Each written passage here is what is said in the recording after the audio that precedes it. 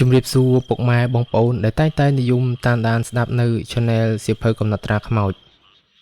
ថ្ងៃនេះវិលមកជួបខ្ញុំសារជាថ្មីម្ដងទៀតថ្ងៃនេះខ្ញុំមានរឿងខ្មោចនាំផ្លូវយកមកចែកជូនពុកម៉ែបងប្អូនទុកគ្រាន់តែជាការសម្ដាប់ហើយសាច់រឿងនេះគឺខ្ញុំជឿជាក់ថាពុកម៉ែបងប្អូនមួយចំនួនធ្លាប់បានដឹងឬក៏ឮហើយពីចាស់ៗដែលគាត់តែងតែនិយាយតៗគ្នាឬអ្នកដែលត្រូវខ្មោចនាំផ្លូវទៅទីកន្លែងណាដែលយើងមិនស្គាល់ហើយយើងមិនដឹងខ្លួនឯងទៀតផងរឿងនេះគឺជាសាច់រឿងរបស់បងប្រុសសុផុនថ្ងៃនោះគឺជាថ្ងៃដែលគាត់ចាក់ចេញពីស្រុកកំណើតទៅរកការងារធ្វើនៅឯរាជធានីភ្នំពេញគាត់បានចាក់ចេញពីស្រុកកំណើតទាំងទឹកមុខក្រៀមក្រំព្រោះមិនដឹងថាអាចមានភ័ព្វវាសនារកការងារធ្វើបាននៅទីក្រុងភ្នំពេញទេនៅក្នុងភូមិគាត់ភាគច្រើនគេតែងតែធ្វើការរោងចក្រឬអ្នកខ្លះទៀតទៅធ្វើការកាស៊ីណូប៉ុន្តែភាគច្រើនគឺជាស្រីៗដែលមានសម្រស់ស្រស់ស្អាតហើយវាស្រួលនឹងការរកការងារធ្វើទៀតផ្លែតែគាត់គឺមិនសូវស្អាតដូចគេមិនសូវចេះមាត់កប៉ុន្តែជីវភាពបង្ខំទៅហើយអញ្ចឹងមានតែសម្រេចចិត្តទៅខណៈដែលឡានក្រុងឈប់សម្រាកតាមដងផ្លូវគេគ្រប់គ្នាដើរទៅរកហាងបាយប៉ុន្តែចម្លែកអីតែបងសុផុនគាត់បែរជាដើរឆ្លងផ្លូវទៅហាងមួយទៀតដែលនៅទល់មុខនោះព្រោះគាត់ឃើញកន្លែងនោះមិនសូវជាមានមនុស្សច្រើនប៉ុន្តែអ្នកជិះឡានក្រុងទាំងអស់នោះបែរជាគិតថាគាត់ប្រហែលជាអ្នកស្រុកភូមិដែលទម្លាប់ទៅហើយទើបដើរទៅរកកន្លែងព្រៃឈើដើម្បីដោះទុកសត្វព្រោះគ្រប់គ្នាដឹងថានៅទល់មុខនោះមិនមានហាងឯណាទេគឺមានតែព្រៃប៉ុណ្ណោះអញ្ចឹងបានន័យថាបងសុផុនកំពុងតែមានបញ្ហាហើយក្រោយពីដើរចូលហាងនោះរួចបងសុផុនបានជួបនឹងនារីម្នាក់ដែលមានរូបសម្រស់គួរឲ្យរាក់ទាក់គួរសមនាងបានអង្គុយរួមតុជាមួយនឹងបងសុផុនរួចនាងក៏សួរទៅបងសុផុនខ្លះៗបងប្រុសទៅណាដែរបាទខ្ញុំទៅភ្នំពេញគិតថានឹងរកការងារធ្វើនឹងគេព្រោះនៅឯស្រុកស្រូវក៏មិនសូវបានផលល្អគិតថានឹងបានការងារបន្ថែមសម្រាប់ជួយសម្រាលទុកឪពុកម្ដាយខ្លះបងប្រុសពិតជាកូនល្អមែនខុសពីខ្ញុំ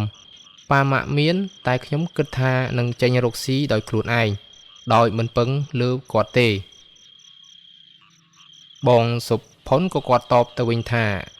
ម៉េចក៏អញ្ចឹងចាយគិតអញ្ចឹងមិនត្រូវទេបើខ្ញុំវិញខ្ញុំនឹងនៅចិត្តលោកអ្នកមានគុណហើយខ្ញុំមិនប្រាថ្នាចាក់ចេញពីស្រុកទៅធ្វើការនៅឆ្ងាយនោះទេហោចណាស់ក៏យើងអាចនៅមើលថែទាំបាយទឹកឲ្យគាត់ដែរខ្ញុំមិនអាចល្អដូចបងប្រុសទេនោះម្នាក់ចិត្តខុសគ្នាខណៈដែលពួកគាត់កំពុងតែអង្គុយនិយាយគ្នាស្រាប់តែមានឡានដឹកថ្មមួយគ្រឿងបើកបរយ៉ាងលឿនហើយក៏ជ្រុលបុកចូលហាងបុកត្រូវនារីម្នាក់នោះឯបងសុផុនគាត់ក៏គេចផុតគ្រាន់តែឃើញបែបនេះបងសុផុនប្រឹងស្រែកហៅអ្នកនៅជិតនោះឲ្យជួយតែហាក់បីដូចជាគ្មាននរណាម្នាក់ចាប់អារម្មណ៍សោះខណៈដែលគាត់កំពុងតែលើកបីរាងកាយនារីម្នាក់នោះស្រាប់តែជុំវិញខ្លួនគាត់ប្រែទៅជាព្រៃដ៏ក្រាស់បាត់ហាងបាត់អីអស់រលីង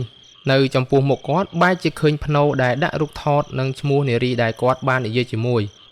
ដោយនារីនោះស្លាប់ជាង3ឆ្នាំមកហើយចំណែកឯសាកសពដែលគាត់កំពុងតែបីប្រែខ្លាចទៅជាកូនតុក្កតាខ្លាឃ្មុំមួយទៅវិញឃើញបែបនេះបងសុផុនតក់ស្លុតជាខ្លាំងក៏រត់ស្រែកឲ្យគេជួយប៉ុន្តែគាត់រត់យ៉ាងណាក៏មិនផុតពីព្រៃនោះដែរខណៈដែលគាត់កំពុងតែរត់ស្រាប់តែជួបមនុស្សចាស់ម្នាក់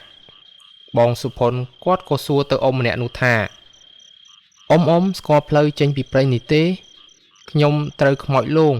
នាំខ្ញុំមកវង្វេងនៅទីនេះស្រាប់តែភ្លាមនោះក្បាលអ៊ំប្រុសម្នាក់នោះស្រាប់តែធ្លាក់ចេញពីស្មាមកលឺសូរក្តុកបងសុផុនស្រែកពុទ្ធោព្រៃនេះសុទ្ធតែជាខ្មោចតើគុណហើយខ្ញុំគាត់ប្រឹងរត់ផងស្រែកផងឡើងភ្លាត់សំឡេងស្រាប់តែមានសំឡេងមួយហៅគាត់ពីចម្ងាយញោមប្រុសឈប់សិនស្ដាប់អាត្មាសិនទេខ្ញុំមិនស្ដាប់ទេសង្ស័យតែជាខ្មោចទៀតហើយក៏មិនដឹងទេញោមប្រុសញោមធ្វើអារម្មណ៍ឲ្យស្ងប់ហើយមកចិត្តអាត្មាមក អាត្មានឹងនាំញោមចេញពីទីនេះដោយឮថាជាព្រះសង្ឃអង្គនេះនាំចេញពីព្រៃបងសុផុនក៏ដើរលោបយឺតទៅរកព្រះសង្ឃនោះដោយខ្លាចជាខ្មោចទៀតនៅពេលដែលទៅដល់ព្រះអង្គបានមានសង្ឃដីកាថាញោមប្រុសញោមគឺត្រូវខ្មោចតៃហោងនៅទីនេះលួងបន្លាចហើយកាលពី3ឆ្នាំមុននៅទីនេះមានហេតុការណ៍ដ៏រន្ធត់មួយគឺមាននារីម្នាក់ត្រូវបានរថយន្តដុកថ្មបុកខណៈដែលនាងកំពុងតែឈរនិយាយទូរស័ព្ទនៅក្បែរផ្លូវហេតុនេះហើយទើបប្រលឹងរបស់នាងនៅតែតោលរងចាំគេធ្វើបុណ្យឧទ្ទិសកុសលជូននាងញោមប្រហែលជាមាននិស្ស័យនឹងនាងហើយបានជាអាចឃើញនាងនោះឥឡូវញោមបិទភ្នែកទៅពេលអាត្មាប្រាប់ឲ្យបើកចាំបើកបងសុផុនក៏បិទភ្នែកមួយសន្ទុះហើយក៏ស្ងាត់មាត់ព្រះសង្ឃនោះក៏បើកភ្នែកឡើងមកពេលនេះគាត់កំពុងតែដេកនៅក្នុងមន្ទីរពេទ្យក្រុងភ្នំពេញទៅហើយដោយអ្នកជិះឡានក្រុងបានប្រាប់គាត់ថា